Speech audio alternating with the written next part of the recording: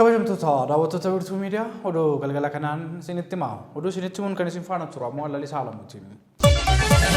Itoophiyaan buufata doonii barbaraatti gargaaramuuf Somaalilaand waliin marii gaggeessaa jirtu sadarkaa fooyya'aa jiraachuun himame. Ministeerri muummee Itoophiyaa Dr. Abiy Ahmed onkoloolessa keessa Itoophiyaan ulaa galaanaa diimaa argachuun dhimma jiraachuu dhabuuti jechuun dubbatanii turuun yaadannoo yeroo dhiyoo wayita ta'u. Xiinxaltoonni dubbii muummee ministeera Itoophiyaa kana ilaalchisuudhaan Itoophiyaan ulaa galaanaa kan argattu gama nagaatiin immoo waraanaatiin kan jedhu miidiyaalee garaagaraatiin balballoomsaa turuun ni yaadatama. Kun osoo kanaan jiru tibbanaan Itoophiyaan ulaa galaanaa argachuuf akkaataa dandeessu irratti Somaalilaandii fi Keeniyaa waliin mariirra jiraachuun dhaga'ameeti ture. Haaluma kanaanis Somaalilaand waggoota 30 darbaniif Somaaliyaa irraa adda cittee kan turte yoo ta'u, gamtaa Afrikaa yookaan immoo dhaabbata biyyoota gamtoomaniin akka biyya walabaatti beekamtii kan hin arganne yoo taatullee dhimma ulaa galaanaa irratti Itoophiyaa waliin haala gaariirra jiraachuun ishee himamaatii jira. Ministeerri geejjibaa fi loojistiikii Itoophiyaa obbo Alamuu Simee yaa'ii kaabinee muummee ministeera Itoophiyaa Dr. Abiy Ahmed argaman irratti himuu isaanii tajaajilli oduu Itoophiyaa gabaasee jira. Qondaalli biyyattii kun Itoophiyaan buufata doonii barbaraa akka filannoo dabalataatti dhimma itti baatu malees Itoophiyaan buufata doonii laamuutti gargaaramuuf marii mootummaa Keeniyaa waliin gaggeessisu sadarkaa gaariirra jiraachuu saasifamaniitii jiru. Itoophiyaan meeshaalee alarraa galchuu fi gara biyya alaatti erguuf 95 buufata doonii Jibuutii qofatti gargaaramti. Muummeen ministeera Itoophiyaa Dr. Abiy Ahmed Itoophiyaan biyyoota ollaa Eertiriyaa, Somaaliyaa, Jibuutii fi Keeniyaa rasaasaan dhukaasuu hin barbaadu jechuun muummeen ministeera Itoophiyaa dubbataa kan turani dantaa ishee kabachiisuuf yoomillee waraana akka Itoophiyaan hin banne dubbatanii turuunis ni yaadatama. Bu'uuruma kanaanis ammoo qondaalli ministeera geejjibaa fi loojistiikii Itoophiyaa obbo Alamuu Simee haala dippiloomaasii gaarii irra jiraachuu fi haalli Itoophiyaan buufata doonii barbaraatti fayyadamuudhaaf dandeessisu haala gaarii irra jiraachuu ibsanii jiru. Dhaabbilee fayyaa deebisanii ijaaruu fi suphuun tajaajila idilee akka kennu taasifamuun eerame. Raawwii damee fayyaa kurmaana jalqabaa bara 2016 dhaabbilee fayyaa deebisanii ijaaruu fi suphuun 95 tajaajila idilee akka kennan taasifamuun eeramee jira. Raawwiin kurmaana jalqabaa bara 2016 damee fayyaa bakka ministeerri muummee Dr. Abiy Ahmed argamanitti gamaggamameera. Waltajjicha irratti damee fayyaan eegumsa fayyaa haadholii fi daa'immaniin akkasumas immoo raawwii karoora maatii hojiileen bu'aa qabeessa hojjetamu ministeera fayyaa Dr. Liyaa Taaddasaa ibsaniitii jiru. Daa'imman tajaajila hin argatin 243 tajaajilamaa fayyaa haadholii eegsisuuf hojiilee hedduun hojjetamuunis himamee jira. Tajaajila deemsaa wal qabatee buufataalee fayyaa 106 tajaajila baqaqsanii yaaluun kennamaa jiru ta'uunis himamee jira. Dhibeewwan HIV/AIDS, TB fi dhibeewwan daddarboo hin taane ittisuuf akkasumas immoo tamsa'ina busaa ittisuuf deebii qindaa'aan kennamuus immoo miidiyaaleen Itoophiyaa gabaasanii jiru. Dhaabbileen fayyaa miidhaan irra deebiin ijaaramuu fi suphuun 95 ol tajaajila idilee akka kennan taasifamu Dr. Liyaa Taaddasaa ibsanii jiru. Tajaajila oduu Itoophiyaatu gabaase. Bulchiinsi magaalaa Shaggarii fi bulchiinsi nageenyaa odeeffannoo waliigaltee hojii waliif mallatteessan. Bulchiinsi magaalaa Shaggar hojii galmee lafa dijitaalawaa fi dhimmoota wal fakkaatoo irratti waliin hojjechuudhaaf bulchiinsa nageenyaa odeeffannoo yookaan immoo insaa waliin waliigaltee hojii mallatteesse. Akkaataa waliigaltee kanaatiin bulchiinsi nageenyaa hidhaa odeeffannoo sanada galmee lafaa haala dijitaalawaa ta'een galmeessuu odeeffannoo tiksuu fi hojjettoota leenjii kennuu kan raawwatu yoo ta'u, waliigalteen kun ji'oota 20 kan turu ta'uunis eeramee jira. Waliigalteen kun qaama adeemsa magaalaa Shaggar magaalaa ammayyooftuu yookaan immoo Smart Cities taasisuu godhamuu ta'uu Daayirektarri bulchiinsa nageenyaa hidha odeeffannoo obbo Solomoon Sokaa kan dubbatan yoo ta'u, kanaafis ammoo dhaabbatichi siistama mul'ata kana dhugoomsuu fi ooluu hojjetee bulchiinsa magaalichaatiif akka laatu ta'uus eeraniiru.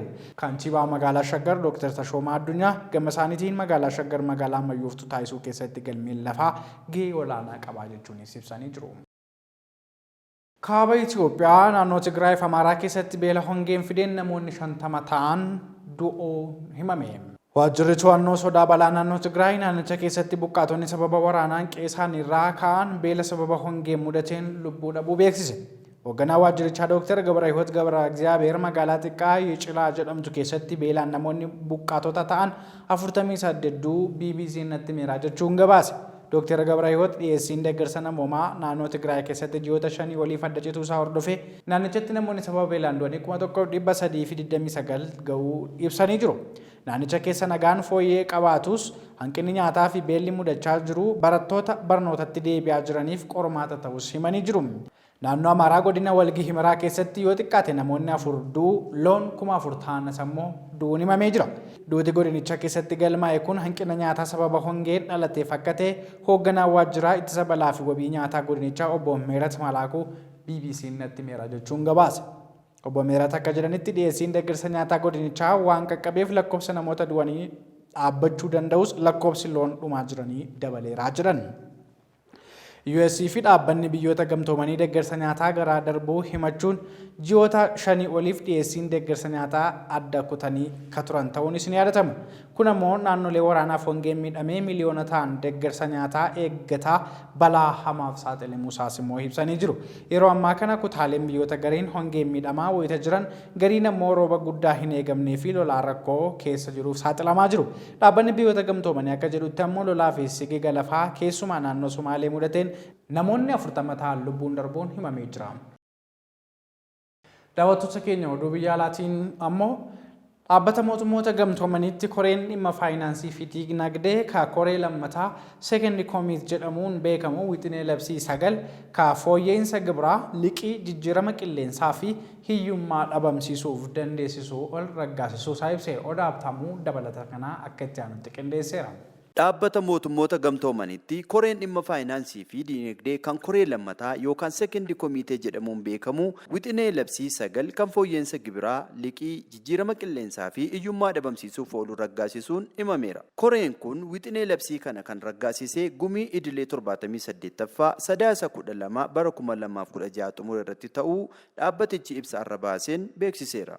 Wixineen labsii kun gibira liqii fi faayinaansii idil addunyaa keessumaa biyyoota guddachaa jiran fooyyessuu irratti xiyyeeffatas jedhame. Wixineen labsii 9 raggaasifaman kunneen tumsa gibira idil addunyaa fedhii fi ga'umsa biyyoota addunyaa keessumaa kan biyyoota guddachaa jiranii xiyyeeffannoo keessa kan galche ta'uun ibsameera. Wixineen labsii kunneen tumsi gibira idil addunyaa hunda hammata akka ta'u yaadamee kan qophaa'e ta'uun eerameera. Wixinichi sagalee deeggarsaa 125 fi sagalee mormii 48 fi biyyoota sagalee hin kennine 9 Armeeniyaa, Koostariikaa, El Salvaadoor, Iceland, Turkii, Imireetota walta'anii Arabaatiin raggaasifamuun himameera. Wixineen labsii kun ajandaa gamtaa Afrikaa kan bara 2030 fi bara 2063 waliin kan wal simatu ta'uun himameera.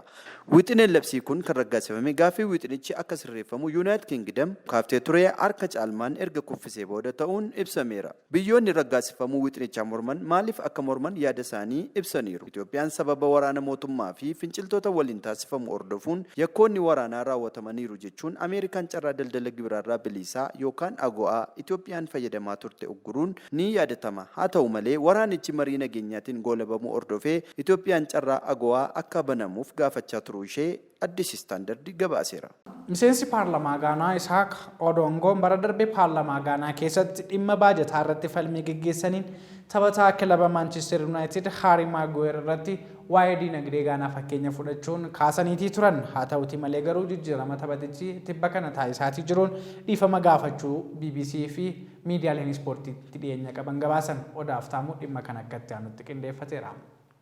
Miseensi paarlaamaa Gaanaa tokko taphataa kilaba Manchester United Harry Maguire fakkeenya fudhatee itti qoosuusaaf dhiifama gaafate. Isaak Odongoo bara darbee paarlaamaa Gaanaa keessatti osoo dhimma baajataa irratti falmii gaggeessanii taphataa sarara ittisaa Manchester Unitediif taphatu Harry Maguire fakkeenya fudhachuun dubbate. Akkuma Harry Maguire galchii kilaba isaatti lakkoofsisu itti aanaan pirezidaantii Gaanaa kan ta'an Mahamadou Bawumia dinagdee biyyattii irratti lakkoofsisaa jira jechuun dubbatee ture. Harry Maguire yeroo hedduu kilaba isaa United irratti galchii lakkoofsisaa isaarraan kan ka'e qeeqamaa ture. Miseensi paarlaamaa Gaanaa kun yeroo ammaa Harry Maguire ga'umsa isaa fooyyesseera jechuun taphataa jijjiirama guddaa agarsiise jechuun isaa himameera. Taphataan isaa irratti isaa Manchester United paawundii miliyoona 80 kan kilabicha galee dhiifama qondaala siyaasaa Gaanaa kana fudhachuun ibseera. Maguire fuula Tiwiiteraa isaa irratti dhiifama kee fudhadheera yeroo dhiyootti ammoo Old Trafford'itti wal argina jechuun dubbateera. Mahamadou Bawumia yeroo sana paarlaamaa keessatti Maguire taphattoota ittisaaf yaaddoo ta'eera jedhee ture. Mahamaduun ogeessa diinagdee fi geggeessaa koree bulchiinsa diinagdee Gaanaa yoo ta'an